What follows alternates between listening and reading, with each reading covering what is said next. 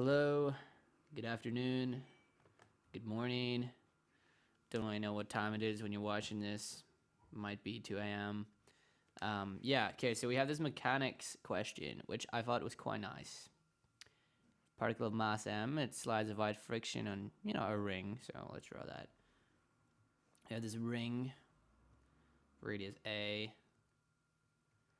and we have some particle on it that's like sliding around it, so we can just represent that with a point. Let's call the center of the circle O, and the point is, well, the beat is B, so let's just call it B. And B has mass m. Draw that on there. We know the radius is A. So what I'll probably do a few diagrams. I'll draw my first rough diagram and then maybe a neater diagram. The bead is attached by a light elastic string to a fixed point P in the plane of the ring such that OP is B. So what does that mean? Well, where is this point? Okay, this point is somewhere in this plane. We don't really know where. Is it inside the circle or outside the circle? Well, we know the distance from O to the point is B, and B is greater than A. So the distance between the point and O is bigger than the radius. So it's outside somewhere. Arbitrarily, let's say it's here. So this is P, right? And it's distance B away from the origin. So this line is length of B. Right. What else do we know? What's so special about that point? Well, at that point, there's a light elastic string attached in that point to B. Okay, so there's going to be some sort of tension here acting on the particle. And we know that the natural length of the elastic string is C. C is less than B minus A. Well, how do we interpret that inequality? Well, what's B minus A? B minus A is this bit here, right? So that is B minus A, and we know that C is less than that, which basically means we don't have to be too careful. Maybe it's here, but we know that there's always going to be tension acting in the particle. At no point is there zero tension. At no point is the string slack, because at each point as the particle moves around the circle, let's say it's here and then here and then here, at each point the string will be greater than its natural length. So there will always be a force, and we can model it quite generally. Modulus of elasticity, we're told in terms of lambda. And we want to find the equation of motion of this particle. Equation of motion. In terms of, well, it looks like lambda, theta, phi, c, a. And this might look kind of intimidating at first, but finding the equation of motion is usually quite a straightforward process. These angles here, we have BPO. BPO is theta, right? And then BOP is phi, so we're giving those two angles. So as I said, that was my rough diagram. Now, what bit am I interested in? I guess that triangle is quite relevant. So let me redraw it in pink. Why not? So there's a bigger version of this triangle. Let me do the points in red or burgundy. Burgundy, all right. Okay. And you should probably do that too. Just draw a rough diagram, and then in like a general bigger diagram, you're less likely to make mistakes, I guess. Try and keep it as general as possible. This kind of looks like a right angle triangle. That's not good. It can mess with your cognitive field and stuff. So we know OP is length B, and we want to find the equation of motion. Now, of course, this particle is obeying circular motion, which makes it quite easy. We know that there is acceleration this way, which is, this looks like phi dot squared, and here is a phi double dot. They're just standard equations of motion for circular motion. Transverse acceleration, radial acceleration, and they can also be found in the formula booklet if you get them mixed up, so don't worry too much about that. Right, so first things first, this kind of looks like it's, you know, it must be clear that this is not parallel to BP. Definitely not in general. So, ideally, it'd be good to take the, well, it looks like it'd be good to take the transverse equation of motion. You know, we can see that quite clearly because this has a theta dot squared, and if we were to do it radially, and we don't really have a theta dot squared there, we do have an a, well, I'm calling it theta, I should be using phi. We do have an a phi double dot, so this would suggest that this relationship would appear to be coming from if we transversely just did F equals MA. Okay. So just applying, I don't know, I wouldn't really say F equals MA. I just say like Newton's law in the transverse direction or something. I used to say F equals MA. I don't really say that anymore. Not that it matters hugely, but I don't know. Maybe something a bit more sophisticated and cool sounding like this. So what's that going to be? Well, it's mass times acceleration is the force. And, well, it looks like tension is acting opposite to the force. Okay, well, what is tension? Well, let's think about this for a second. Using our knowledge of mechanics, we know that you can model tension as minus lambda E over L, where lambda is the modulus of elasticity given in the question. E is the extension of the string, and L is the natural length. Okay, and we know the natural length is C, so we can just replace that L with a C.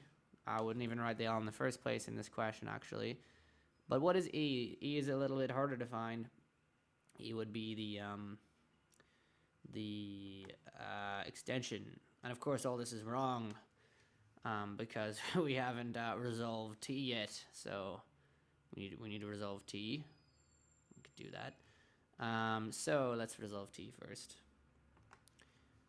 It's actually pretty easy to do. Let's call this angle gamma. And we know that it's T sine gamma, clearly, right? Even if gamma is obtuse, it's still fine. You might want to verify that yourself, but remember the relationship that sine of an obtuse angle is equal to its acute conjugate. In other words, sine of theta is sine of 180 minus theta. So you can check that. Now, sine of gamma is actually equal to sine of the sum of the other two angles for the same reason. Okay, because this is the same as sine of pi minus those angles, again by the 180 conjugate property. And we know that this here is just, you know, this is just another way of writing gamma, so yeah, you get it, right? So this is just sine of theta plus phi, and that goes in there. Now our extension then, well, we're nearly done. We just have to find the extension. And we can pretty much look at that and guess what it's going to be, and maybe try and use that to work our way towards it. But let's think about this. I guess this sine rule jumps out. Okay, we want the, we can find the extended length, BP. Okay, so BP would be, looks like C plus the extension. And we know using the sine rule that, oh, by the way, this guy over here is A, so we might want to end up using that. But we know that sine of theta over A is sine of, I guess, phi over C plus E. And whoops, I should have wrote the reciprocal relationship, but it doesn't matter. Just reciprocate it anyway. And you want to bring that sign up, so that's going to be A sine phi over sine theta. Okay, that's looking good. So the extension is just A sine phi over sine theta plus C. Well, we could also say that is C of over C sine phi minus 1. You know, just looking ahead in the question and seeing what property we want to get in there. we want to get this guy in the box. So I'm going to rewrite it in that fashion. Okay, so that's our extension, and then just plug that into the relationship, and everything pops out nicely. I think the first time I did this, I forgot to divide here by C. I don't know if anyone else did that. You know, the C obviously cancels out with that C. But it's very nice in the step that they're quite gentle. You know, they give you a show that question. I mean, imagine this wasn't there and they just said find the equation of motion. You'd be in, you know, pretty deep territory there. I don't know how many people would actually get that right. It'd be quite impressive, actually. But yeah, show that, you know, you can always it's quite you know, show that questions and stuff are usually not too bad. You know, you're giving guidance, which is good. So I hope that was insightful. Right. Let's go to the next bit. You know, given that theta and phi are small, show that relationship. Well, again, what I like to do is possibly you could even have said this at the start, but just write down any relationships you can. And I guess it's kind of hard when you're given this and you're like, well, how could I show this? You know, where could this come from? What quantity or what rule could I use to relate A, B, theta, and phi? What property? And you might be thinking mechanically and stuff. Maybe take the equation of motion of theta dot and all this and theta double dot. But again, that gets overly complicated. What we'd like is just like a geometric relationship, really. Sort of relationship. There's no derivatives or anything in it. They just relate to each other in this fashion.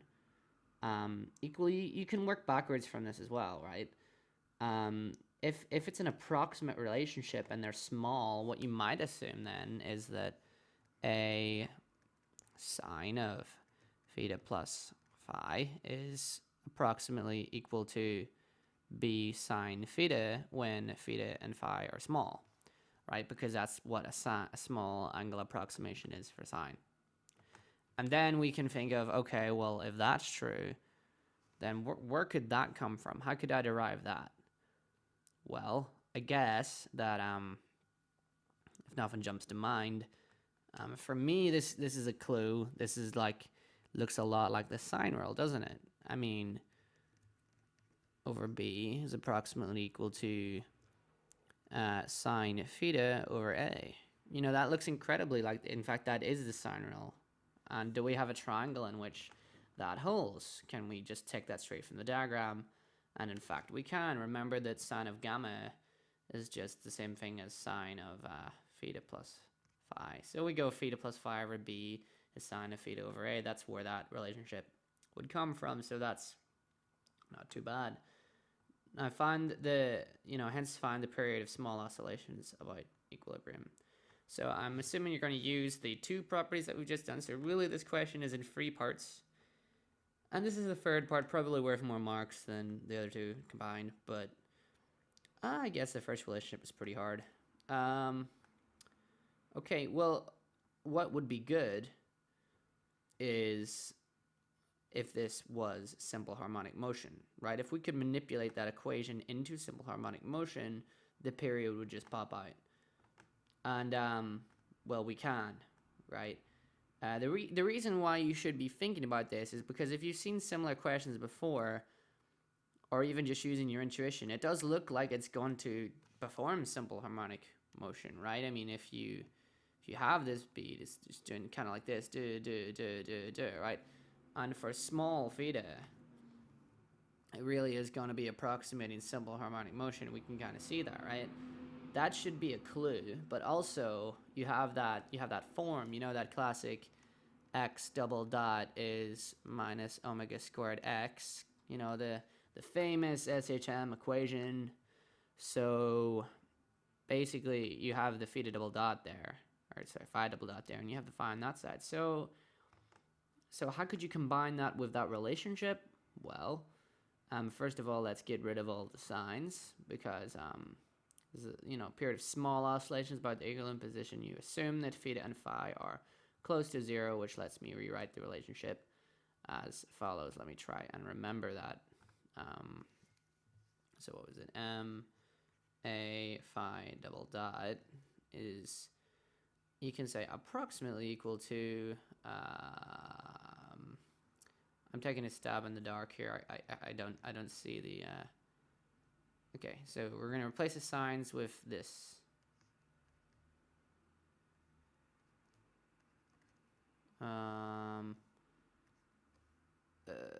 Okay, no, I'm gonna have to look. I don't know. Yeah, and phi was in the top line as well. So minus lambda, and then that's all times theta plus phi. Okay. Right. So minus lambda, theta plus phi, and this is a phi over c theta. Just checking one more time that that's correct. Okay. I probably shouldn't have scored it out when I was in the midst of explaining stuff, but what are you gonna do? And I'm just gonna copy that relationship, and we're gonna use that, right? So, let's go down here. All right, so this is what it is approximately when theta and phi are small, right? We just approximate the signs of the actual angles. This relationship is useful because it's almost simple harmonic motion. There's just an unknown angle there, and that is, you know, theta. And we want to move it, we want to get rid of theta, we want to replace it, we want to get all in terms of phi on this side. So we can do that. We see that phi is just b minus a over a theta. Okay, that's just from that relationship, so let's plug that in. Equals minus lambda. Okay, so this is a phi. So a over c phi multiplied by the inverse of this relationship, which is a theta. Oh, hang on. No, I want theta. What am I doing? So theta is, theta is a phi over b minus a. So I'm going to replace all the thetas with phi. So we take our theta there, our 1 over theta, and we replace that with, 1 over phi. So that's b minus a over a phi. Minus 1.